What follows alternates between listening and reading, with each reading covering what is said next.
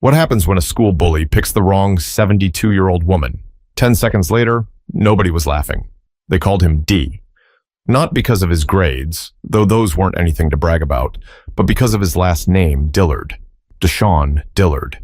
15 years old, 6'1", already with a mustache he swore made him look grown.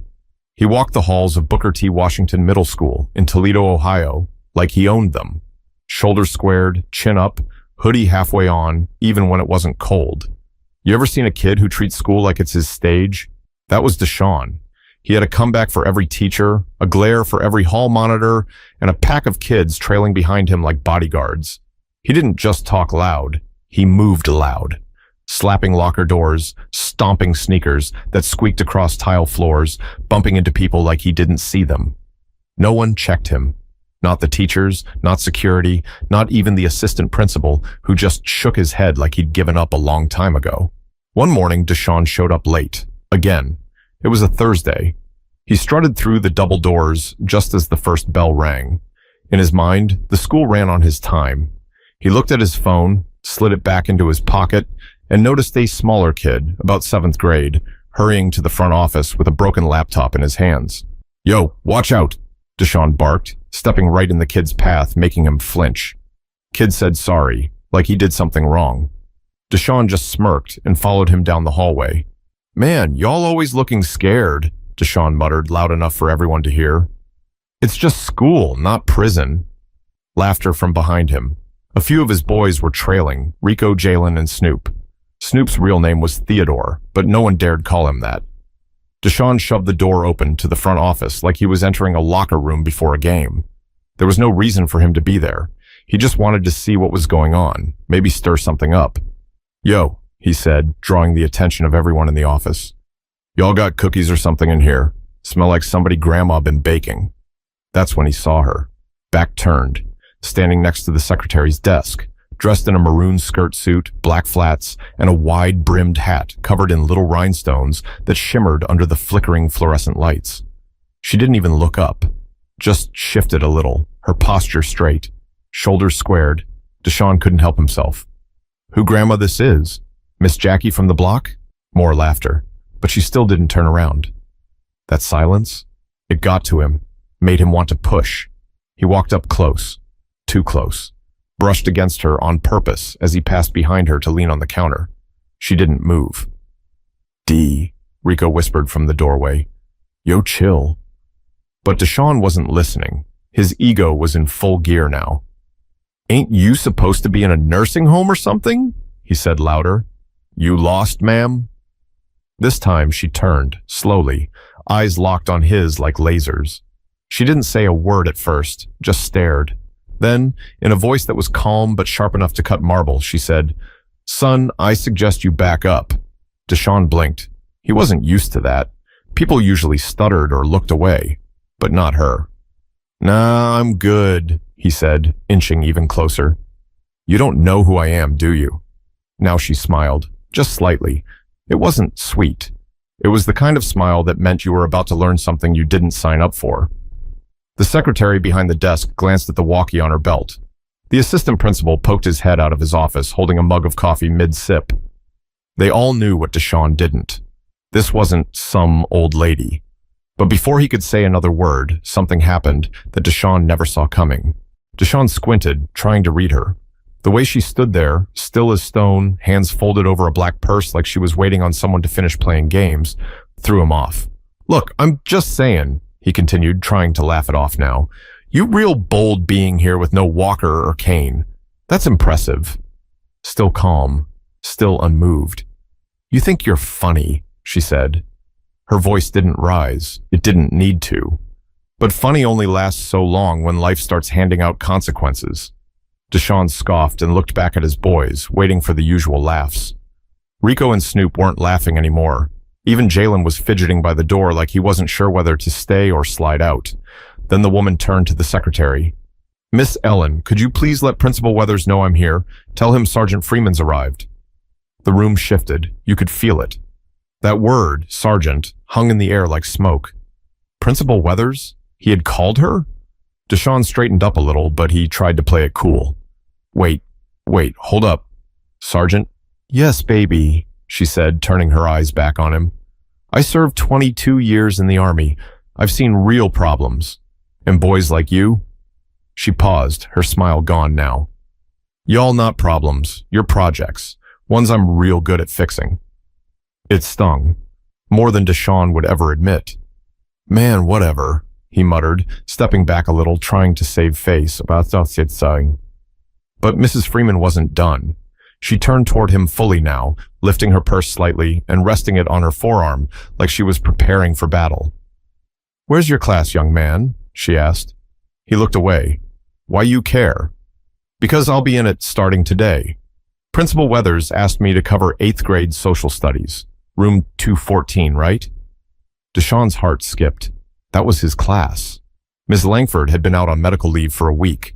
He stared at her, this woman who looked like she should be in a pew at Sunday service, not holding his future in her palm.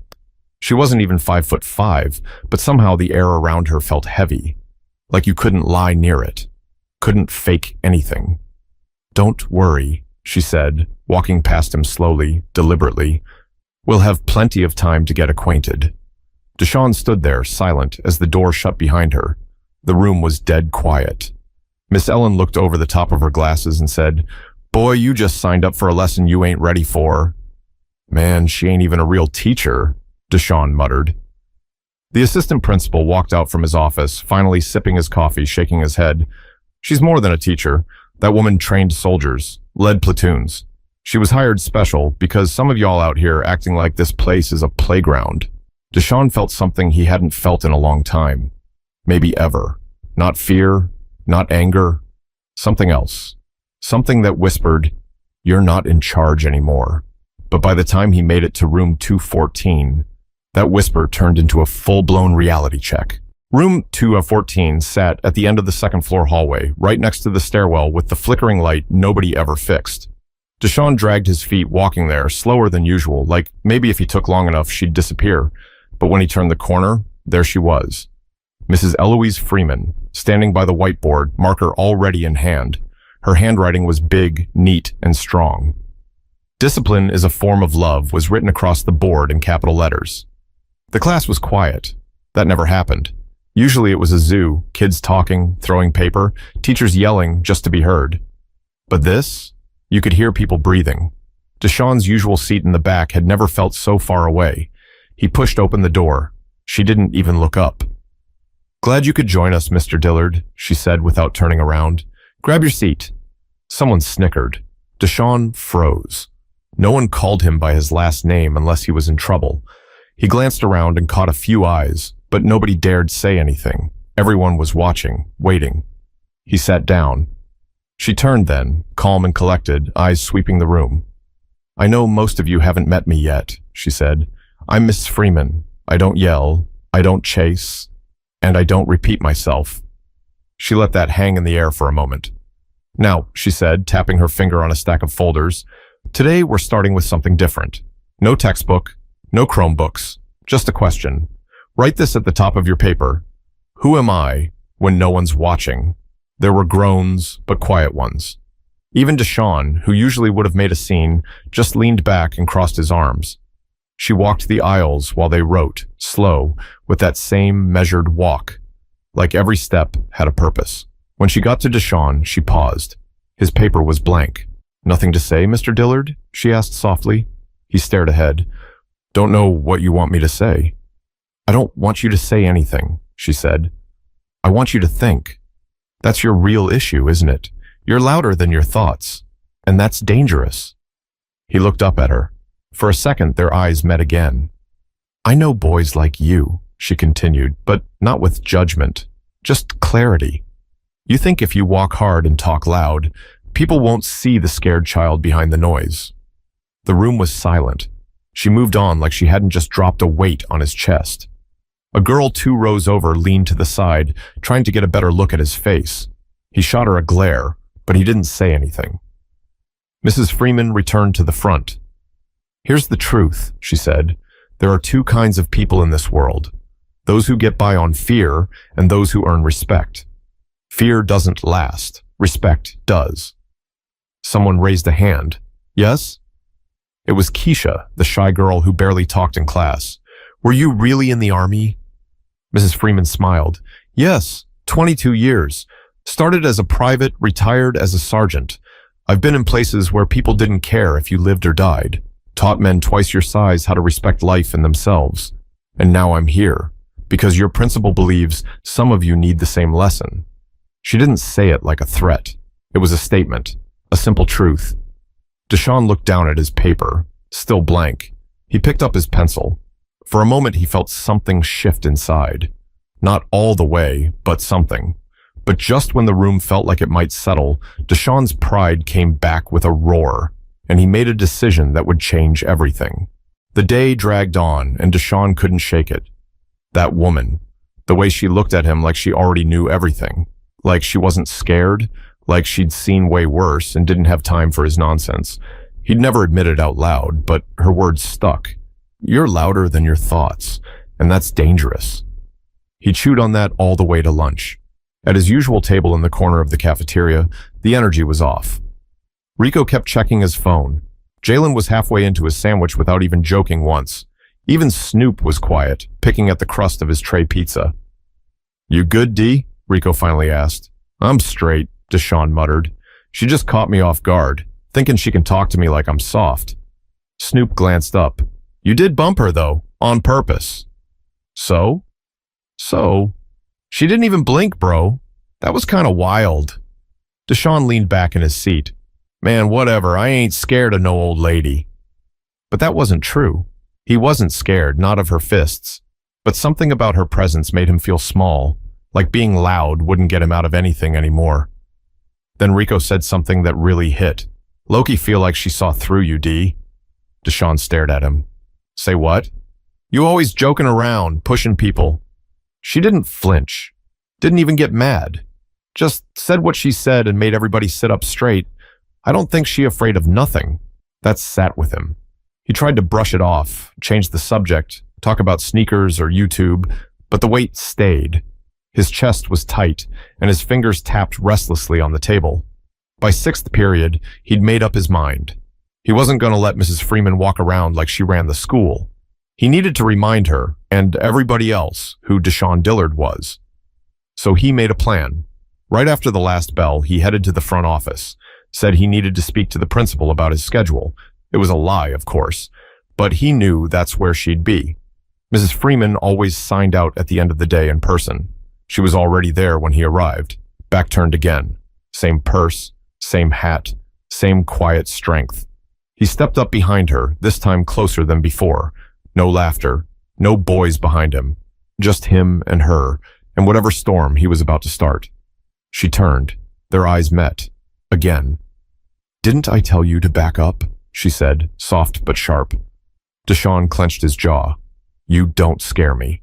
"I'm not trying to scare you," she replied. "I'm trying to save you." He rolled his eyes. "From what?" "From yourself." That was it. Pride boiling, voice rising, Deshawn blurted, "You don't know me." He took one more step forward and, out of pure frustration, bumped her shoulder with his arm again. It wasn't hard, but it was intentional, and it was a mistake. The room fell dead silent. Miss Ellen froze mid-typing. A counselor who'd just walked in stopped cold in the doorway. Even the office printer went quiet, like it didn't want to witness what came next. Mrs. Freeman didn't stumble. She didn't yell. She simply reached out, gripped his wrist, not tight, just enough, and leaned in so close he could feel her breath. "Let me tell you something, young man," she said, still calm, still measured. "Where I come from, disrespect has a cost, and the problem with you is nobody's made you pay yet." Deshawn's face flushed. He pulled back fast. "What, you gonna hit me?" he snapped. Mrs. Freeman stepped back, folded her arms. "I don't need to lay hands on you. Life's gonna do that for me if you keep this up." The assistant principal stepped in just then, jaw tight. "Deshawn, my office, now." Mrs. Freeman turned away like the conversation was over, like she'd already said everything that needed saying, but Deshawn wasn't done. "Man, this whole school fake. Y'all let some old lady come in here and talk crazy. I ain't scared of her. She just mad she old." Mrs. Freeman paused. Then without turning around, she said one final thing. Better to be old and wise than young and foolish. Wisdom survives. Foolishness gets buried. But what happened next, even she didn't see coming. And it changed everything. Deshawn sat across from Principal Weathers, legs bouncing under the table. His hoodie was half on again, like armor he didn't know how to take off. Mr. Weathers was quiet at first, just looking at him. Then he sighed and leaned forward, folding his hands like a tired preacher. "Do you know who that woman is?" he asked. Deshawn rolled his eyes. Yeah, army lady, retired or whatever." "No," Weathers said, firm now. "She's more than that. She's been through war, literal war, Afghanistan, Iraq, led men who didn't want to follow anyone, and they respected her. You think she came out of retirement to deal with you? No, son. She came back because I asked her to. Because you're not the only one in this building crashing into everything and calling it personality." Deshawn shifted in his seat. "She ain't had to grab me, though," he muttered, knowing how weak it sounded even as he said it. Mr. Weathers narrowed his eyes. "She didn't hurt you. She stopped you. There's a difference. And honestly, you're lucky she's got that much restraint. You put hands on her twice. I ain't hit her. You disrespected her twice, in front of staff, in front of students, in front of yourself." That last part stung more than he expected. There was a long pause. Then Mr. Weathers said something Deshawn didn't see coming. "She's willing to talk to you, but only if you ask." Deshawn's mouth opened, but nothing came out. "She's in room 2M14 now, packing up," Mr. Weathers continued. "You can walk out of here and keep thinking the world owes you something. Or you can go ask the kind of woman who's seen the worst of humanity how she kept her soul clean." Deshawn didn't move. Weathers stood up. "You got 10 minutes before she's gone." The hallway felt different this time. Longer, quieter. His sneakers didn't squeak as much. There was no one to perform for. No Rico, no Snoop. Just the hum of the lights above and the weight in his chest. When he reached room 214, the door was cracked open. Mrs. Freeman was at the desk, sliding papers into her leather bag. Her hat was gone now, revealing short gray curls tight against her scalp. He stood in the doorway for a second, unsure. Then he knocked. She looked up, said nothing. Deshawn scratched the back of his head. "I didn't mean to." "No, you did," she interrupted. "You meant every step, every word. Don't lie now, just because it didn't go your way." He nodded. She was right. I don't know why I get like that," he said. "I get mad fast, real fast, and then I don't even know what I'm doing." She studied him, then pointed to the chair in front of the desk. "Sit." He sat. She leaned forward, elbows on the desk, fingers laced. "Do you think being angry makes you strong?" "I guess. I don't like people thinking they can punk me." Mrs. Freeman shook her head slowly. "You know what I learned in the service?" she asked.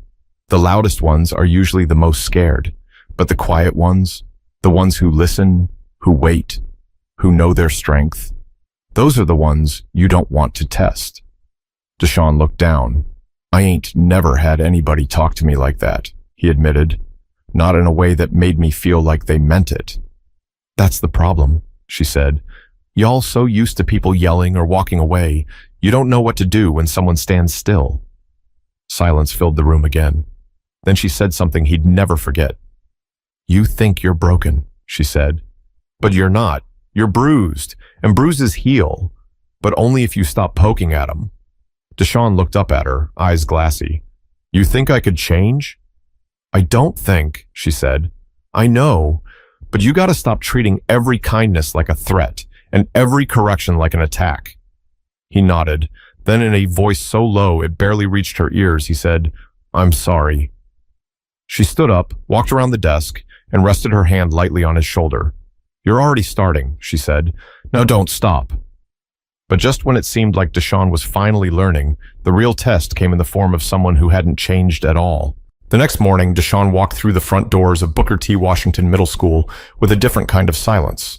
No stomping, no talking trash, no crowd behind him, just his backpack on one shoulder and a head full of thoughts he hadn't fully sorted out yet.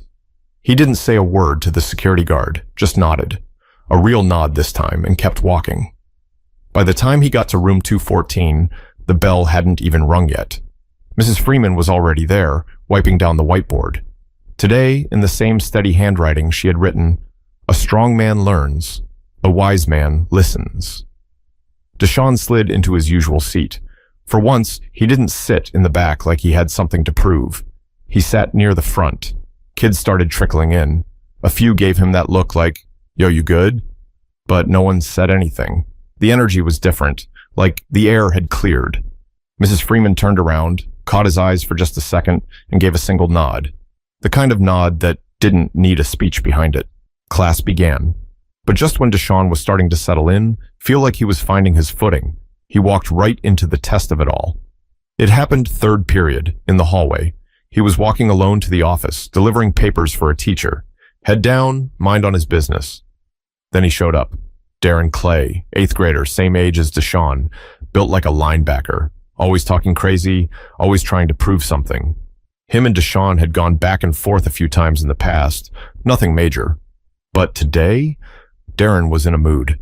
As Deshawn passed by, Darren stuck his arm out, bumping him hard in the shoulder. Deshawn stumbled a little. The hallway went quiet. A few kids nearby turned to watch. "Oh, what, you not gonna say nothing?" Darren said, arms wide. "You soft now?" Deshawn looked at him. In the old days, yesterday even, he might have swung, shoved him into the lockers, yelled, got suspended again. But instead, he did nothing. No, not nothing. He stood still, looked Darren in the eye and said, "You good, man? You need something?" Darren blinked, caught off guard. Deshawn didn't wait for an answer. He kept walking, didn't run, didn't speed up, just walked. Behind him, Darren muttered, "Man, whatever," but his voice had lost its weight. At the end of the hallway, Mrs. Freeman had just stepped out of another classroom. She had seen the whole thing. As Deshawn passed her, she said just one word, "Progress." He nodded, didn't even need to smile. The nod said it all.